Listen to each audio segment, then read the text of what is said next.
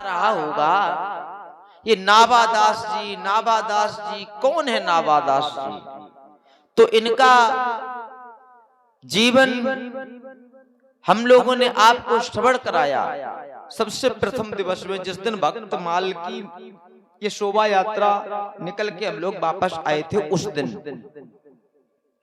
तो मेरे कथा के प्रेमियों, नाभादास जी कौन है इसका थोड़ा सा मैं वर्णन कर दूं। इस जन्म की कथा तो सुनाई, लेकिन इनके पूर्व जन्म की कथा नहीं सुनाई आपको। क्या मैंने बताया? नाभादास जी की पूर्व जन्म की कथा। परीक्षित जी, एक बार जब भगवान श्री कृष्ण जी अपनी गौएं चरा रहे थे, यानी कि ब्रज मंडल में लीलाएं कर रहे थे, इसके भी पूर्व नंद के आनंद भयो जय कन्हैया, नंद के आनंद भयो। बड़ा अजीब बात लिखी है कवियों ने। हुआ तो लड़का कह रहे आनंद हुआ, लड़का हुआ था ना, वो भी हुआ तो कहीं और था, कहीं से कहीं आ गए। दुनिया गोल मटोल है, ऐसी भगवान की कथा भी गोल मटोल ही है। समझ कोई पाए तब, समझना कठिन है, और बिना गुरु के समझना कठिन है। तो नंद के आनंद भयो, यानी कि पहले ही निश्चित कर दिया जिस लाला हुआ है, जो लाला हुआ है उसका नाम ही आनंद है, और आनंद ही भगवान का नाम है। तो नंद के आनंद भयो, तो वहां क्या हुआ था? न जाने कितने कितने देवी देवता भी रूप बदल करके ग्वाल बाल गोपी इत्यादि बन बन करके बधाइयां देने के लिए हैं। यशोदा जायो ललनारी में यमुना पे सुनियाई। अब ऐसे कह रहे थे, यशोदा तो सबको जानती भी नहीं थी, रूप बदल बदल करके। तो उसमें शंकर जी भी आए थे, उसमें ब्रह्मा जी भी आए थे, देख रहे थे वो आनंद, वो ब्रज मंडल का, मेरे कन्हैया का आनंद। बड़ा उत्सव मन रहा था। ब्रह्मा जी के मन में एक ख्याल आया, काश यदि मैं भी कुछ ग्वाल बाल बना होता इस लीला में, तो मैं भी भगवान के लीलाओं का दर्शन करता, मैं भी। लेकिन वही बात है, टाइम कहाँ है अपने ब्रह्मलोक से। ऐसा नहीं सोचो कि तुम्हारे जितने मित्रगण हैं या ये विकास कुंज में हम लोग ऐलान करते रहते कथा के समय पधारो, तो बोले टाइम नहीं है। ऐसा देवताओं के पास भी टाइम नहीं है, ब्रह्मा जी के पास भी लीला में सम्मिलित होने के लिए पहले दिन आ गए। जैसे तमाम लोग कलश यात्रा में आए थे और उसके बाद में गायब, सबकी समस्या है। हाँ, तो बोलो वृंदावन बिहारी लाल की। ब्रह्मा जी ने सोचा कि ना हो, हम भी कुछ लाभ ले, हम भी कुछ लीला में सम्मिलित होते, लेकिन खैर यहाँ से चले गए। बीच में एक बार आपको याद होगा भगवान श्री कृष्ण ने कहा था, ये तस्वीरें बिल्कुल गिनी चुनी लगी हुई है, या समझ लो तस्वीरें गिनी चुनी लगी हैं। भगवान ने कहा था अपने सभी सखाओं से कि भैया, सभी सखाओं के हृदय में विचार आया था कि भगवान तो 56 प्रकार के भोग ग्रहण करने वाले हैं, अच्छा अच्छा खाने वाले हैं। उसमें कई भगवान के सखा ऐसे थे, इतने गरीब थे, जिनके पैरों में चरण पादुकाएं भी नहीं थी। तो भगवान कभी भी खड़ाऊं पहन करके गौएं चराने नहीं गए। क्यों? कहीं मेरे सखाओं को ये ना लग जाए, क्या ना लग जाए कि हम अमीर हैं, ये गरीब हैं। 1 लाख गौएं नंद बाबा की। अब 1 लाख गायें जिसकी हो, कल्पना कर लो वो गरीब है क्या? तुम सवेरे से लेकर शाम तक गैया धोना तो छोड़ो, गैया रुपया थोड़ी नहीं है कि हाल गैया गिन के दिखाओ। गैया 1 लाख गिन नहीं पाओगे। कल्पना करो कितनी बड़ी गौशाला होगी, फिर कितनी उसमें दास दासियां लगी होंगी। एक गोपी अधिकतम एक दासी अधिकतम भाई 10 गैयों की व्यवस्था संभाल सकती, सानी चारा दोहना, हम का 20 कर लगे, अरे मान लो 100, मान लो 100, अरे हम क्या करें, मान लो जैसे चलनी में दूध दूह गया, मानने में क्या दिक्कत है। माना कि राम के पास का रुपए थे, माना बीज गणित नहीं पढ़े हो, बीज गणित में माना कि थे, तो मान लो कि एक सखी एक गोपी 100 गायों का दूध निकालती है, तो 1000 गायों की 10, फिर 10,000 गायों की, फिर 20,000 की, और गैयें कितनी हैं, 1 लाख गऊ है, और कोई कोई तो कहता है 9 लाख गऊ है। अब भाई क्या सत्य है हमने, लेकिन एक से तो कम नहीं, 9 लाख है पक्का। लो ब्रजवासी से बड़ी कोई बात कह भी नहीं सकता, 9 लाख। अब बताओ कितने दास दासियां लगे होंगे, आहा। तो भगवान के यहाँ भोजन भी बढ़िया, मक्खन अक्कन। तो मदमंगल नाम का एक सखा था जो कि ब्राह्मण बालक था, इसके पिता खत्म हो चुके थे, माता का नाम था पूर्णमासी। इसके हृदय में विचार आया कि हम अपने कन्हैया को कभी भोजन नहीं खिला पाते हैं, काश एक दिन तो हमें भोजन खिलाने का अवसर मिल जाता। तो जाकी रही भावना जैसी, प्रभु मूरत देखिन तैसी। उसी दिन भगवान ने ऐलान किया, देखो भैया पता नहीं किन की मैया कैसा कैसा भोजन बनाती है, काश आप लोग अपनी मैया के हाथ का भोजन हमको भी खिलाओ। तो बोले हाँ, सब खुश हुए, सब खुश हुए। अपने अपने घर जाकर के कहा, वाह।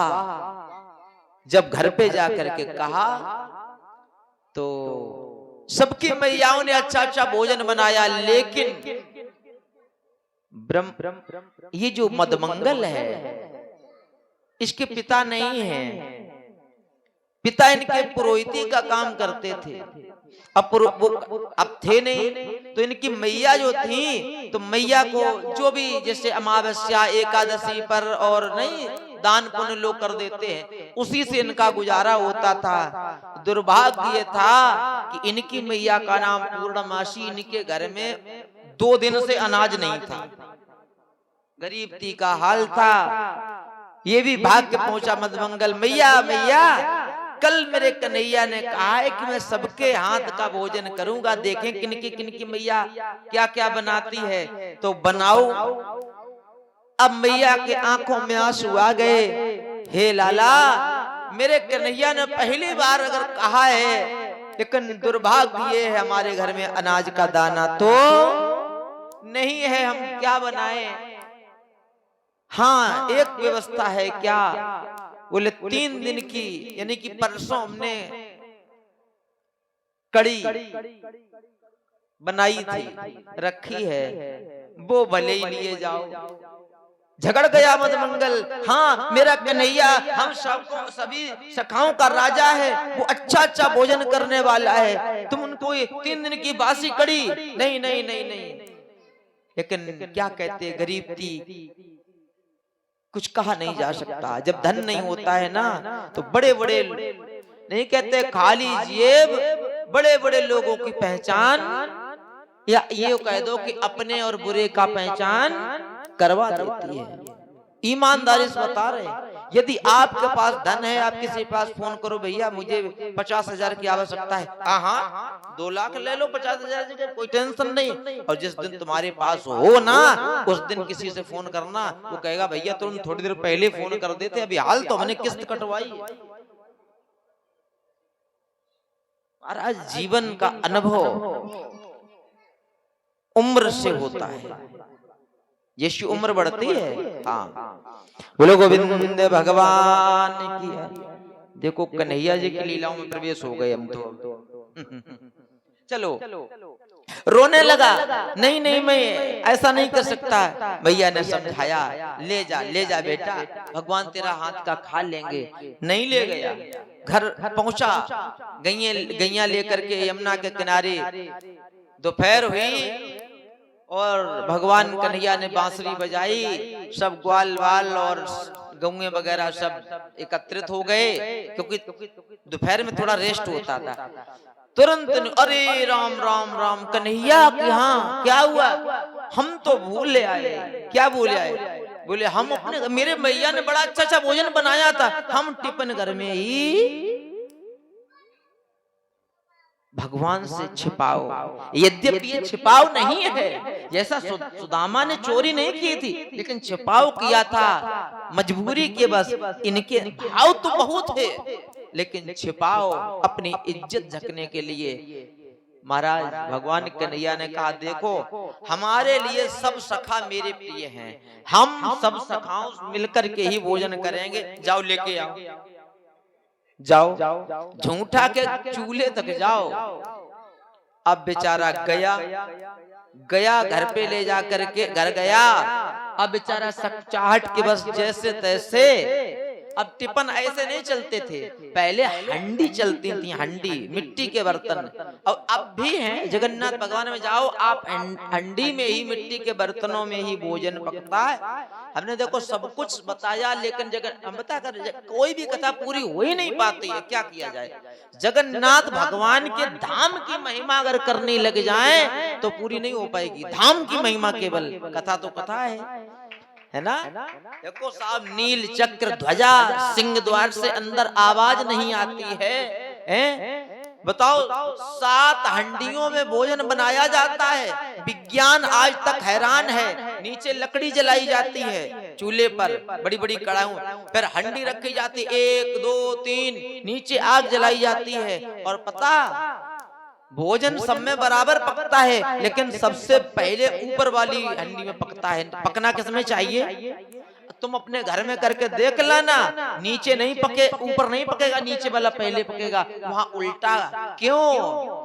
जहां विज्ञान डूब जाए वहीं आध्यात्म का उदय होता है, प्यारे उदय होता है। यद्यपि मैं ये नहीं कहता हूं कि अपने बच्चों को पढ़ाना नहीं, बेटा भैयाओ, मेरे कथा प्रेमियों, बिना शिक्षा कुछ भी नहीं है। क्योंकि अगर वेद शास्त्र भी पढ़ोगे तो इस शिक्षा से भी ज्यादा शिक्षा करनी पड़ेगी, तब कहीं तुमको इस चीज का ज्ञान हो पाएगा, अन्यथा नहीं हो पाएगा।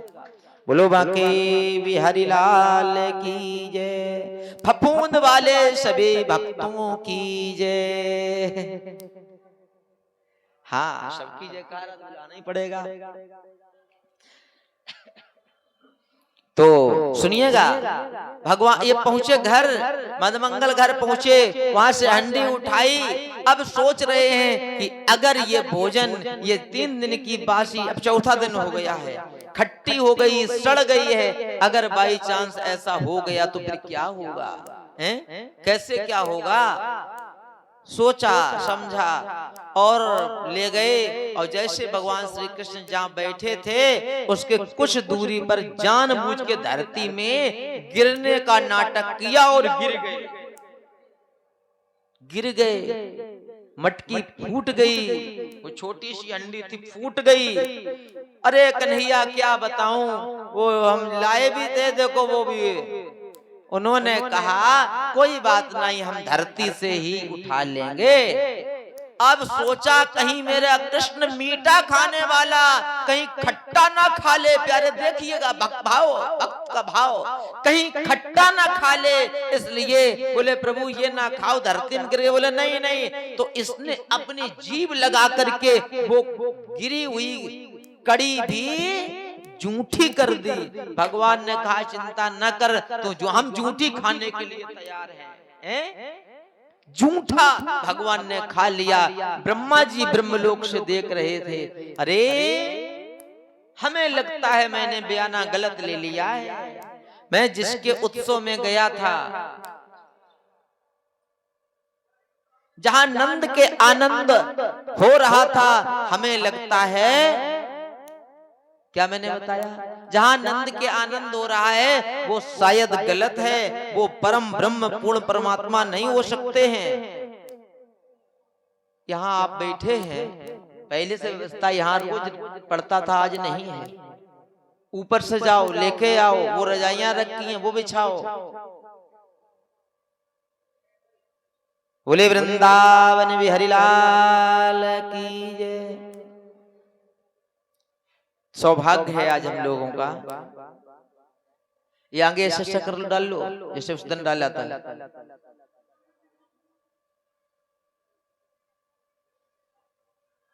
हमारे बीच में आज अपना आशीर्वाद देने के लिए हमारे बीच में सद्धर्म भूषण जी, श्री कृष्ण प्रणामी धर्म के प्रचारक प्रसारक, बल्कि श्री कृष्ण प्रणामी धर्म के लिए अपना बहुत बड़ा योगदान साहित्यिक, मानसिक, वाचिक और कार्मिक सभी प्रकार का सहयोग इन्होंने दिया।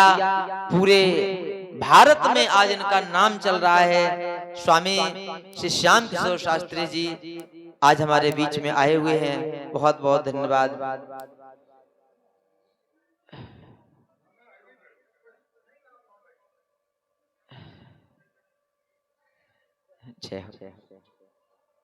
हमारे परम आदरणीय हमारे महेश जी भी और राम कथा प्रवक्ता ऐसी लगन लग गई कि हमारे अमन भैया आज देखो दोबारा कथा श्रवण करने पधारे हैं। बहुत अच्छा लगा। इनके स्वागत सम्मान में एक बार तालियां तो हो ही जानी चाहिए, तालियां अच्छी तरीके से होनी चाहिए। जय हो। बोलो वृंदावन बिहारी लाल की। तो ब्रह्मा जी को ये संशय हो गया, ब्रह्मा जी को ये संशय हो गया कि कहीं ऐसा तो नहीं है कि ये वो ब्रह्म नहीं है, मैं किसी दूसरे में भाव में चला गया हूं। तो उन्होंने यहाँ पर भगवान श्री कृष्ण की परीक्षा लेने के लिए व्रजभूमि में उत्पन्न हुए, ब्रजभूमि में उत्पन्न हुए, प्रकट हुए और जाकर के पहले इन्हें सबरे जितने गौए बछड़े थे इनको सब एक गुफा में सुला दिया। फिर सभी ने देखा कि गौए बछड़े नहीं दिख रहे हैं। तो जब गौए बछड़ों को ढूंढा गया तो फिर एक कंडीशन हो गई, अब ग्वाल बालों को गायब कर दिया।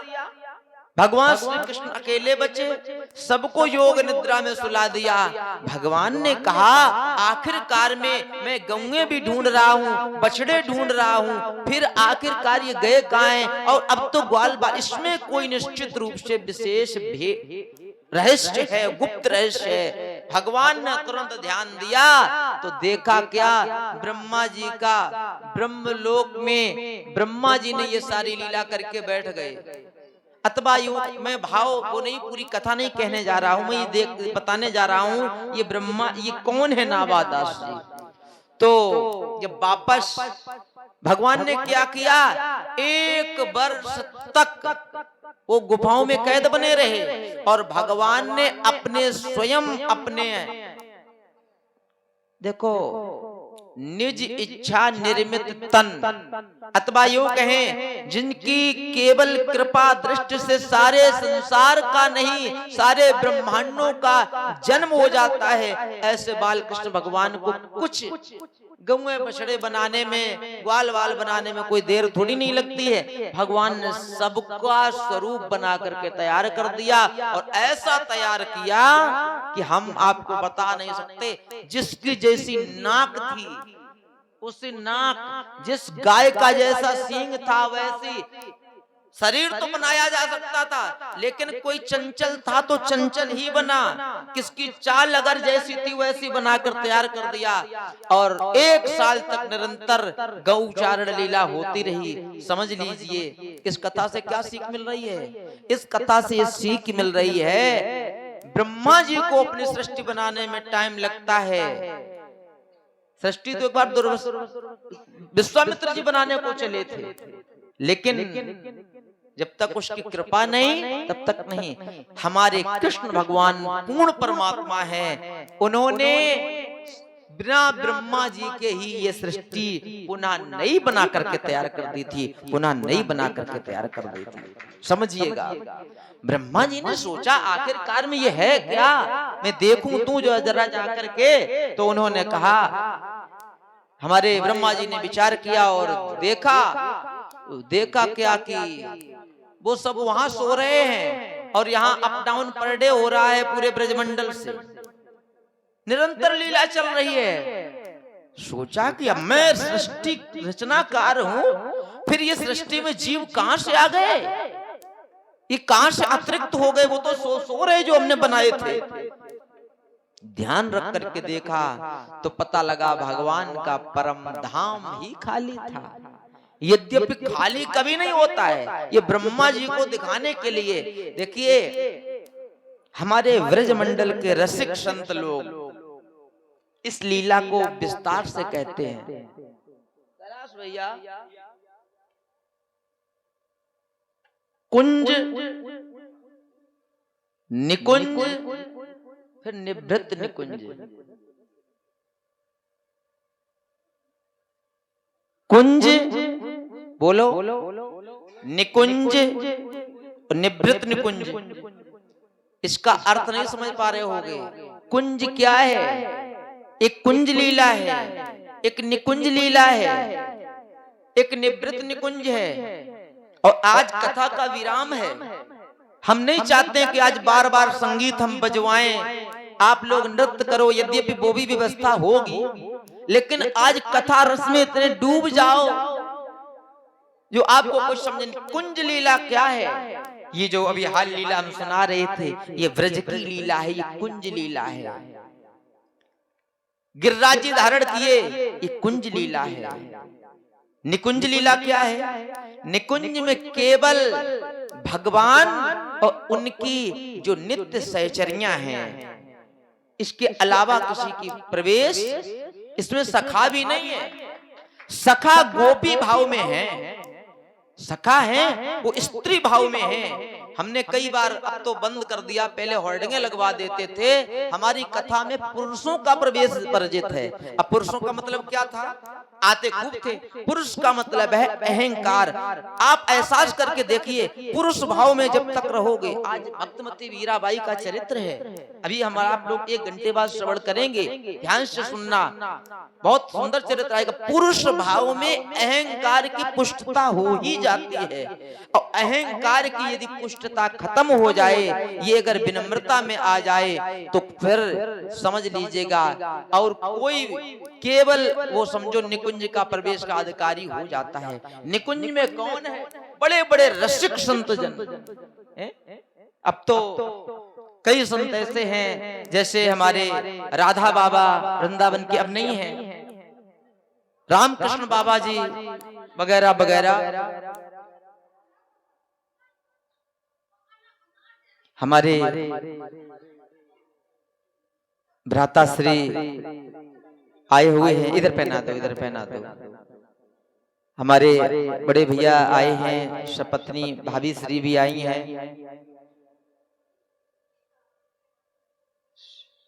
पटना के बहुत साथी लोग।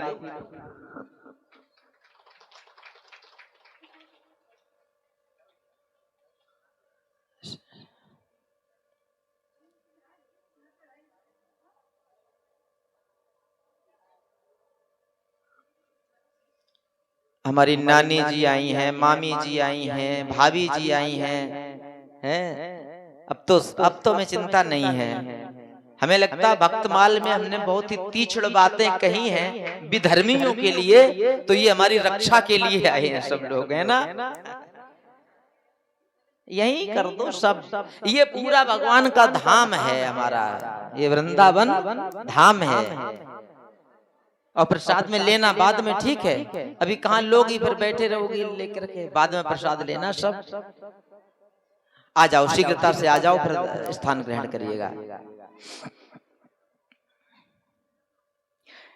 मैं निकुंज की बात कर रहा था, और निकुंज के बाद जो है वो है निभृत निकुंज। निभृत निकुंज क्या है?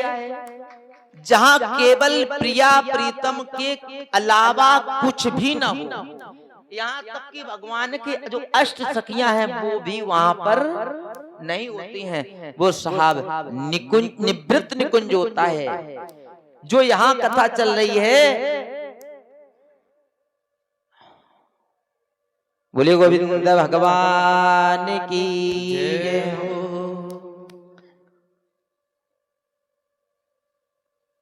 बहुत ही सुंदर भाव है। जब ब्रह्मा जी ने देखा, आकर के प्रार्थना की भगवान के चरणों में, और साधारण नहीं, बिल्कुल समर्पित भाव से अंत में भगवान से हाथ जोड़ करके प्रार्थना जब की और ये भी कहा कि प्रभु हमसे बहुत बड़ा अपराध हो गया। भागवत कथा में संभवतः 19 श्लोकों में स्तुति है संभवतः ब्रह्मा जी की। ये अच्छा तो इंद्र की होगी 19 में, ऐसा कुछ है। हाँ ना, ऐसा है कुछ 40 श्लोकों में। हाँ बिल्कुल ठीक है, अब याद आ गया। 40 श्लोकों में स्तुति है, उसमें उन्होंने अपने आप को कहा कि प्रभु हमसे अपराध हुआ है, मुझे क्षमा कर दो। लेकिन देखिए कुछ अपराध होते हैं, जैसे कोई नेत्रहीन हो, अगर उससे कोई पानी या दूध अमूल वस्तु अगर बिखर जाए तो उसको तो क्षमा कर दिया जा सकता है, और जो नेत्र वाला है, आंख वाला है, वो जानबूझ को फैला दे, वो ब्रह्मा जी हैं जिनके नेत्र हैं, जो दुनिया के नेत्र बनाते हैं। ये सब सीसीटीवी कैमरा सबके आंखों में लगे, सब ब्रह्मा जी ने बनाए हैं। अब वो भगवान पर शंका कर गए, इसलिए भगवान ने उनको क्षमा नहीं किया, कहा कुछ नहीं, शांत बने रहे। तब ब्रह्मा जी के हृदय में ये भाव आया था। देखो एक एक कथा से हजारों कथाएं निकलती हैं। हम संत, जो संत जन होते, रसिक जन होते, वो निकाल कितना, वो दोहन कितना कर पाए।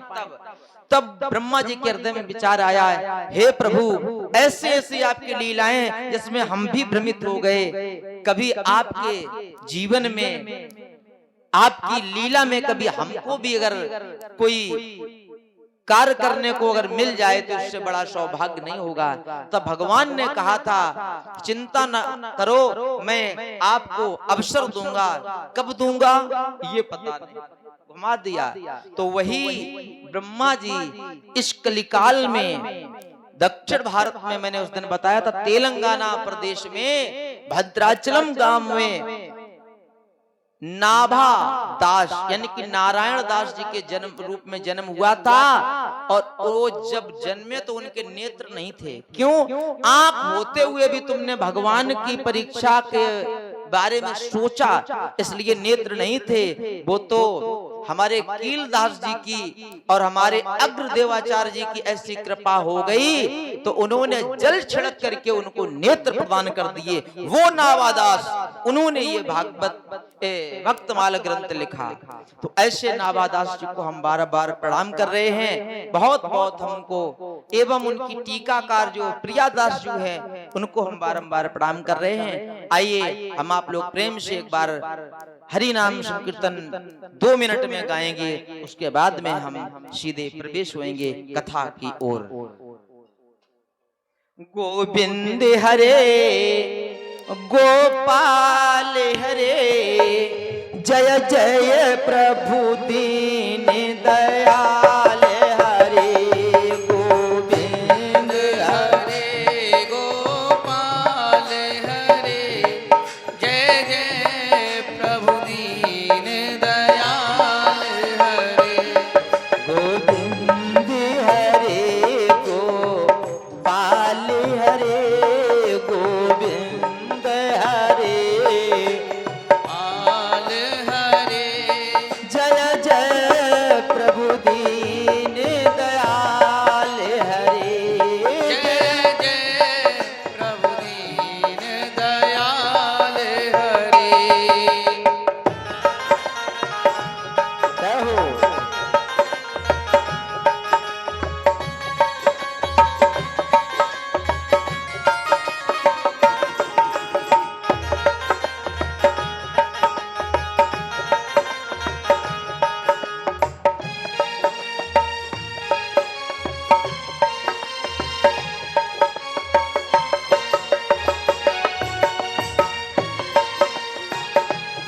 गोविंद हरे गोपाल हरे, जय जय प्रभु दीन दयाल हरे।